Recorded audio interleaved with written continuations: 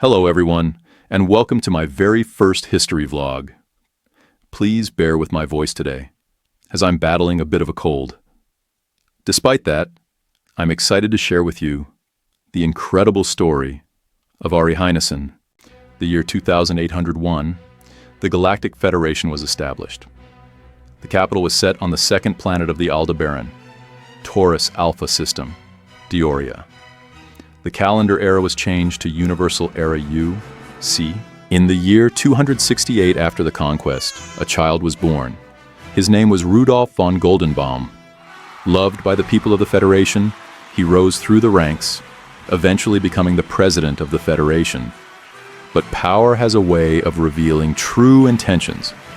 By UC 310, Rudolf's ambition knew no bounds.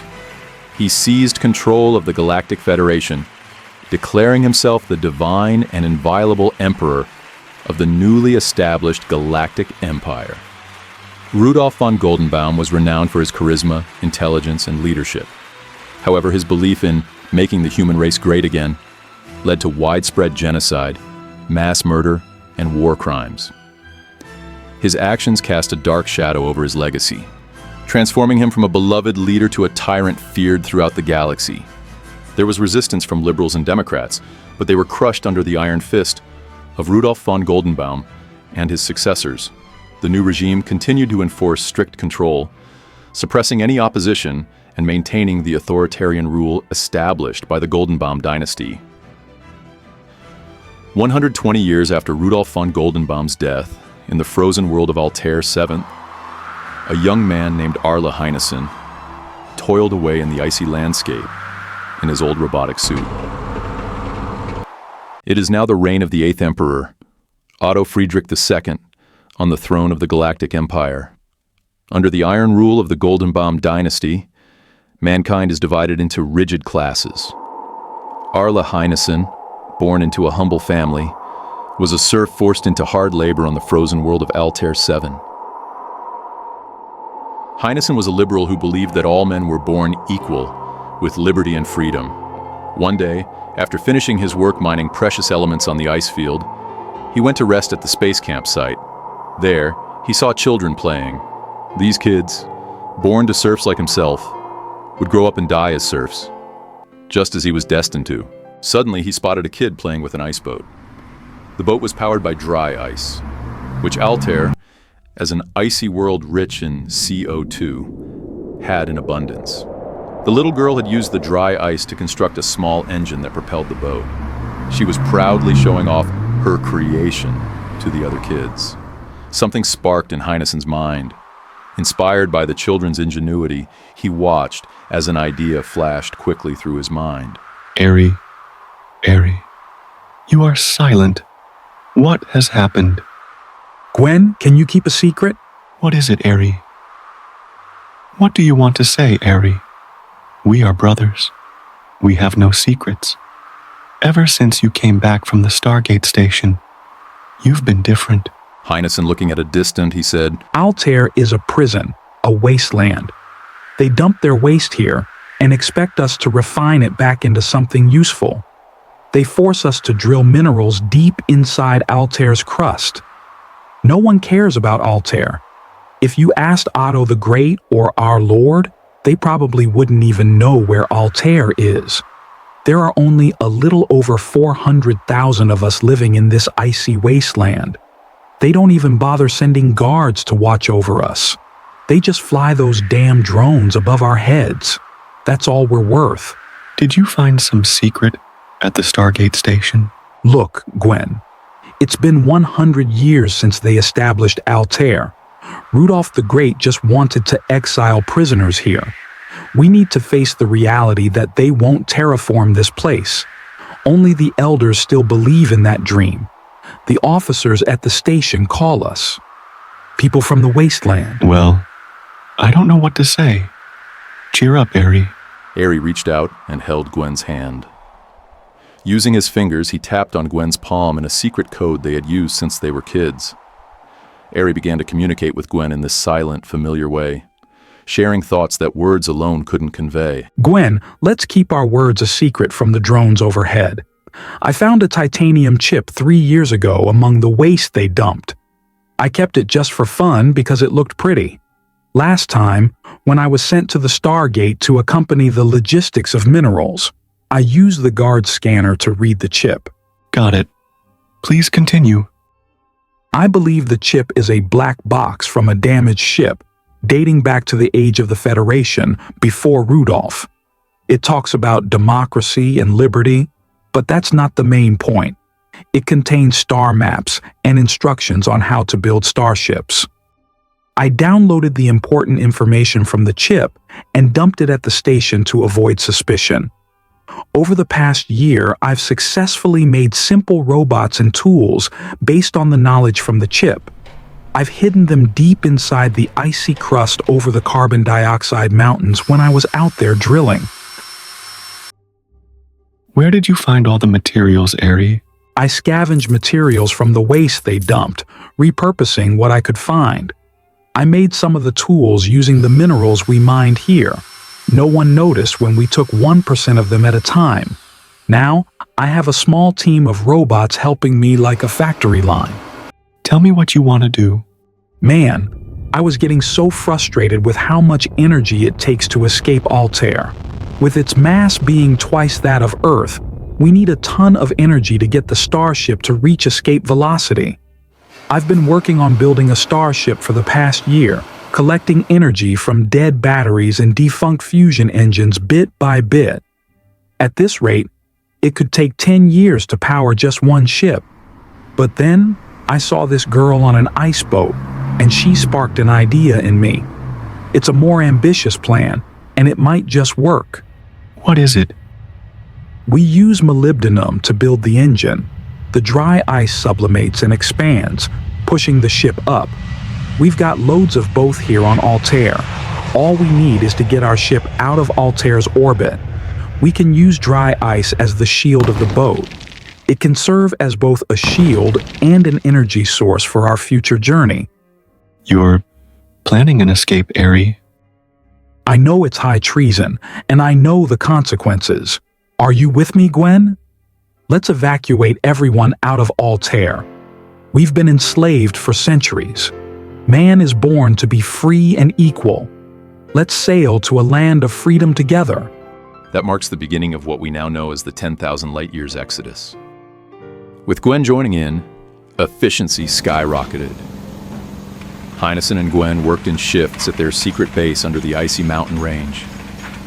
They started with 500 robots, and within a year, they had 1 million active robots. In the meantime, a friend of Gwen, a young man named Ion Fazaketh, joined. He helps redesign the starship using dry ice. 1 year passed. Gwen, I think we need to launch in 3 months. There are 3 reasons for this. First, minerals are being used up faster than we can mine and store them. If this keeps up, in 3 months, we'll have no choice but to deliver low-grade or fewer minerals to Otto the Great, and people will get suspicious.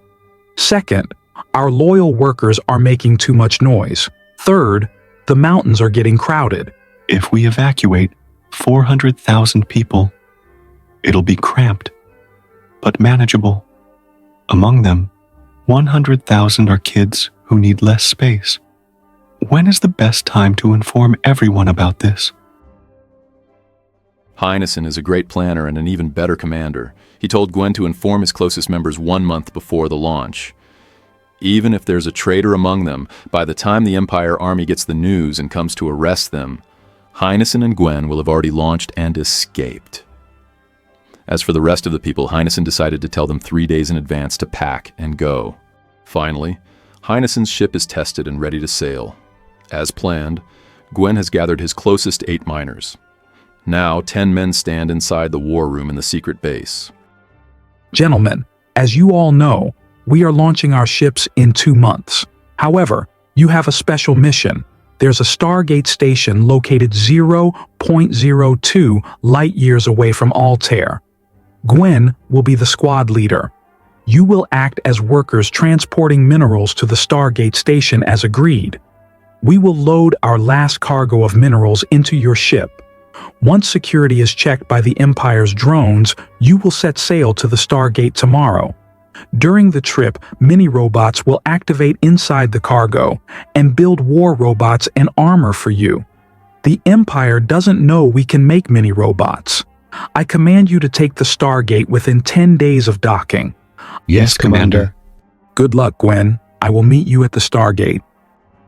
In the famous year 473 UC, Heinessen's Ark, measuring 122 kilometers in length and 40 kilometers in width, was named after the young man Ion Fazaketh. With 400,000 men and women on board, it set sail. Congratulations, Commander. We have successfully launched. What is the galactic latitude we are heading to? Set sail towards the Altair Sun, heading into Inner Altair.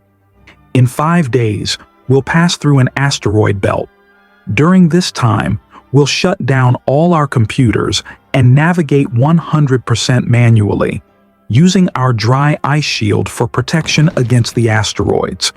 Instead of heading to the habitat zone within Inner Altair Star Zone, we'll make a sharp turn in the opposite direction while we're within the asteroid belt, heading towards the Stargate. This will confuse the Empire Army about our intentions for a while. I trust that Otto the Great will learn about our escape in a few weeks, and he'll send his forces to hunt us. After a week of sailing, Heinessen's Ark safely passed through the asteroid belt, heading towards the Stargate station.